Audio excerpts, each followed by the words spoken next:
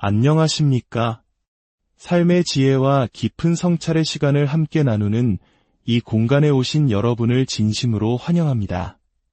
오늘 우리가 함께 나눌 이야기는 어쩌면 우리 모두가 인생의 어느 순간 반드시 마주하게 되는 감정, 바로 슬픔에 관한 것입니다. 이 메시지가 누군가에게 작은 위로와 힘이 될 수 있다고 생각하신다면 잠시 시간을 내어 이 영상을 공유해 주십시오. 여러분의 작은 나눔이 다른 이에게는 큰 힘이 될 수 있습니다. 저희 채널을 구독하시면 앞으로도 계속해서 마음을 울리는 희망의 메시지를 받아보실 수 있습니다. 이 귀한 말씀을 전파하는 모든 분들께 하나님의 크신 은혜가 함께하기를 기도합니다. 인생은 결코 쉽지 않습니다. 우리 모두는 때로는 예상치 못한 상실을 겪고 깊은 슬픔에 잠기기도 합니다. 사랑하는 사람을 잃었을 때, 오랫동안 꿈꿔왔던 것이 좌절되었을 때, 혹은 건강이나 재정적인 어려움에 부딪혔을 때 우리의 마음은 무너져 내립니다. 성경에는 인류 역사상 가장 위대한 설교로 알려진 산상수훈이 있습니다. 예수님께서 산 위에서 수많은 사람들에게 삶의 본질과 행복에 대해 가르치신 말씀이죠. 그 중에서도 많은 사람들을 고개 갸웃하게 만드는 지극히 역설적인 가르침이 하나 있습니다. 애통하는 자는 복이 있나니 그들이 위로를 받을 것이며, 슬퍼하는 사람이 복이 있다니 이 얼마나 이상하게 들리는 말입니까? 세상은 우리에게 슬픔을 피하고 억누르고 어떻게든 빨리 극복하라고 가르칩니다. 슬픔은 약함의 상징처럼 여겨지기도 합니다. 그런데 예수님께서는 오히려 그 슬픔을 정면으로 마주하고 애통하는 자에게 복이 있으며 하나님의 위로가 임할 것이라고 약속하십니다. 오늘 우리는 이 역설 속에 담긴 깊은 진리를 탐구해보고자 합니다. 깨어진 세상 속에서 상처 입은 마음을 하나님께서 어떻게 축복하시는지, 그리고 우리의 눈물이 어떻게 더 큰 기쁨과 소망의 씨앗이 될 수 있는지 함께 알아보겠습니다. 먼저 우리가 반드시 기억해야 할 것이 있습니다.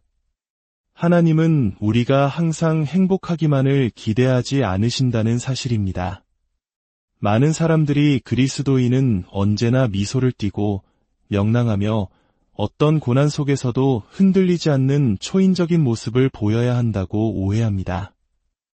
하지만 성경은 삶에 여러 가지 때가 있음을 분명히 말합니다. 전도서 3장 4절은 이렇게 말합니다. 울 때가 있고 웃을 때가 있으며 슬퍼할 때가 있고 춤출 때가 있으며 그렇습니다. 인생에는 슬픔이 마땅한 때가 있고 눈물이 자연스러운 순간이 있습니다. 이 세상은 천국이 아니기에 불완전하고 깨어져 있습니다. 우리의 몸도, 관계도, 사회도 완벽하지 않습니다. 그렇기에 슬픔과 상실은 삶의 일부이며, 때로는 슬픔이야말로 이 깨어진 세상에 대한 가장 정직하고 합당한 반응일 수 있습니다. 특히 저희 한국 사람들은 슬픔을 표현하는 것에 익숙하지 않습니다. 일제강점기와 6.25 전쟁이라는 뼈아픈 역사를 거치고 그 폐허 위에서 한강의 기적을 이뤄내는 과정에서 우리 부모님 세대는 슬퍼할 겨를조차 없이 앞만 보고 달려와야 했습니다. 슬픔을 억누르고 인내하는 것이 미덕처럼 여겨졌고, 특히 남자가 눈물을 보이는 것은 금기시되기도 했습니다. 하지만 하나님께서는 우리의 감정을 억누르라고 말씀하지 않으십니다. 오히려 그 슬픔을 가지고 당신께 나아오라고, 솔직하게 애통하라고 초대하십니다. 그렇다면 왜 슬퍼하는 것이 중요할까요? 슬픔, 즉 애통은 우리의 건강에 필수적이기 때문입니다. 이는 정서적, 영적, 심지어 육체적 건강과도 직결됩니다. 만약 어떤 사람이 인생에서 전혀 슬픔을 느끼지 못한다면 그것은 그가 현실과 동떨어져 있거나 자기 자신의 감정을 부정하고 있거나 혹은 아무것도 사랑하지 않는다는 증거일 수 있습니다. 사랑하면 아픔도 따르기 마련이니까요. 슬픔은 고통스러운 감정이지만 동시에 매우 건강하고 유익한 감정입니다. 하나님께서 우리에게 주신 치유의 도구입니다. 인생의 한 단계에서 다음 단계로 나아갈 때 우리는 반드시 무언가를 잃게 됩니다. 성장은 변화를 동반하고 변화는 상실을 동반하며 상실은 고통을, 고통은 슬픔을 낳습니다. 이 과정을 거부하는 것은 마치 산모가 진통 없이 아기를 낳으려는 것과 같습니다. 불가능한 일이죠. 슬픔을 억누르면 어떻게 될까요? 그 억눌린 감정은 결코 사라지지 않습니다. 오히려 우리 내면에 쌓여 있다가 건강하지 못한 방식으로 터져나옵니다. 어떤 사람은 분노로, 어떤 사람은 중독으로, 어떤 사람은 원인 모를 육체의 질병으로 그 억눌린 슬픔을 표출합니다. 성경의 시편 기자 다윗은 이렇게 고백했습니다. 내가 입을 열지 아니할 때에 종일 신음함으로 내 뼈가 쇠하였도다. 슬픔을 솔직하게 표현하지 않으면 우리의 영혼과 육신이 병들게 되는 것입니다. 그렇다면 우리가 애통하며 하나님께 나아갈 때 그분은 우리를 어떻게 위로하실까요? 성경은 그 구체적인 방법들을 우리에게 알려줍니다. 첫째, 하나님께서는 우리 곁으로 더욱 가까이 다가오십니다. 시편 34편 18절은 여호와는 마음이 상한 자를 가까이 하시고 충심으로 통회하는 자를 구원하시는도다 라고 말씀합니다. 우리가 깊은 슬픔에 빠져 있을 때 하나님이 100만 킬로미터는 떨어진 것처럼 느껴질 수 있습니다. 하지만 느낌과 현실은 다릅니다. 성경은 바로 그때 우리의 마음이 산산조가 났을 때 하나님께서 그 어느 때보다 우리 가까이에 계신다고 약속합니다. 내가 결코 너희를 버리지 아니하고 너희를 떠나지 아니하리라는 그분의 약속은 우리의 가장 큰 고통과 실패, 수치의 순간에도 유효합니다. 둘째, 하나님께서는 우리와 함께 슬퍼하십니다. 우리가 슬픔을 느낄 수 있는 이유는 우리가 하나님의 형상대로 지음 받았기 때문입니다. 하나님은 감정을 가지신 분입니다. 성경은 하나님께서 인류의 죄와 고통을 보시며 근심하시고 슬퍼하신다고 기록합니다. 그리고 그 아들 예수 그리스도께서는 이 땅에 오셔서 우리의 고통을 직접 겪으셨습니다.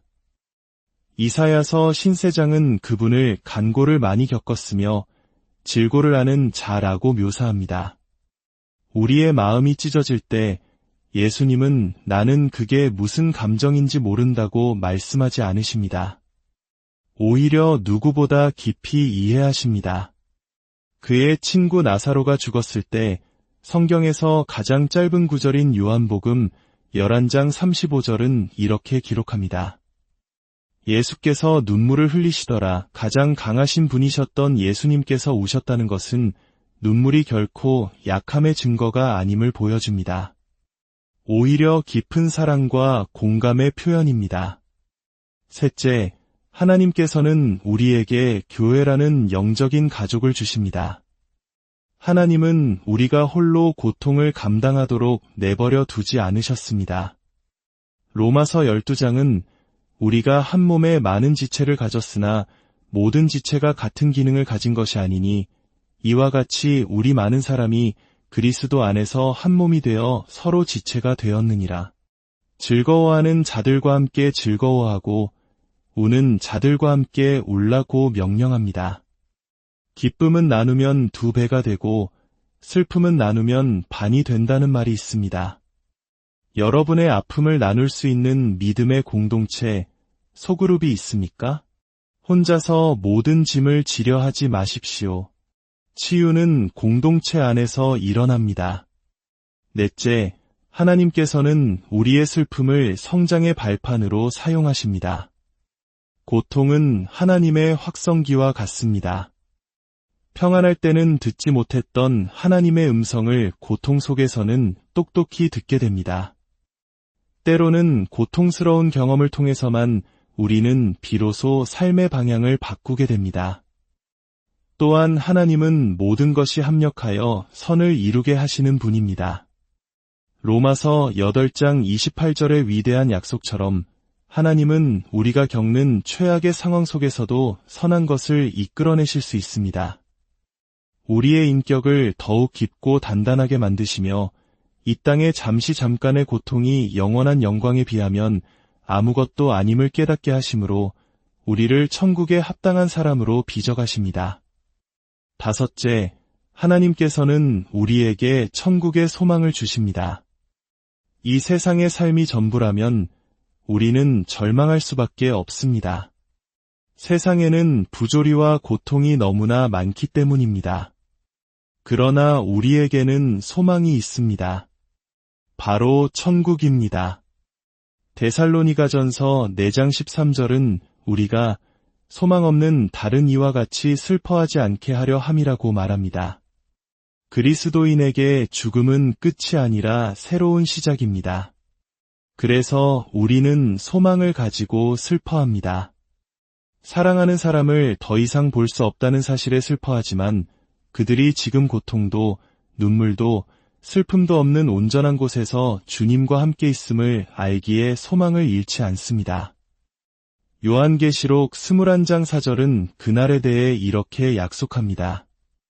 모든 눈물을 그 눈에서 닦아주시니 다시는 사망이 없고 애통하는 것이나 곡하는 것이나 아픈 것이 다시 있지 아니하리니 처음 것들이 다 지나갔음이러라. 이 약속이 우리의 가장 큰 위로입니다.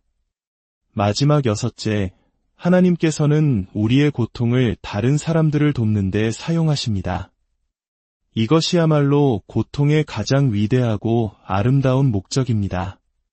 하나님은 우리의 상처를 결코 낭비하지 않으십니다. 고린도후서 1장 4절은 말합니다. 우리의 모든 환난 중에서 우리를 위로하사 우리로 하여금 하나님께 받는 위로로서 모든 환난 중에 있는 자들을 능히 위로하게 하시는 이시로다. 암투병을 이겨낸 사람이 다른 암 환자를 가장 잘 위로할 수 있습니다. 자녀를 잃은 부모가 같은 아픔을 겪는 부모의 마음을 가장 깊이 이해할 수 있습니다. 여러분의 가장 깊은 상처로부터 가장 위대한 사역이 나올 수 있습니다. 세상은 우리의 성공이 아니라 우리가 역경을 어떻게 이겨내는지를 보고 감동합니다. 여러분이 겪은 아픔은 다른 누군가를 살리는 생명의 통로가 될 수 있습니다. 지금 이 순간 당신은 위로가 필요한 사람입니까? 아니면 다른 사람을 위로해야 할 사람입니까? 어쩌면 우리는 모두 이 두 가지 역할을 동시에 감당해야 하는 상처 입은 치유자일지도 모릅니다. 슬픔을 두려워하지 마십시오. 눈물을 부끄러워하지 마십시오. 애통하는 자에게 복이 있다는 주님의 약속을 붙드십시오. 당신의 그 깊은 슬픔의 골짜기로 하나님께서 친히 찾아오실 것입니다. 그분은 당신의 눈물을 닦아주시고 당신과 함께 오시며 당신을 홀로 두지 않으실 것입니다. 그리고 마침내 그 슬픔을 변하여 기쁨이 되게 하시고 당신의 상처를 다른 사람을 위한 축복의 통로로 사용하실 것입니다. 우리의 눈물을 보석으로 만드시는 하나님의 깊고 놀라운 위로가 오늘 여러분 모두의 삶에 가득하기를, 그리고 그 위로의 힘으로 세상 속에서 희망의 빛으로 살아가는 저와 여러분이 되기를 간절히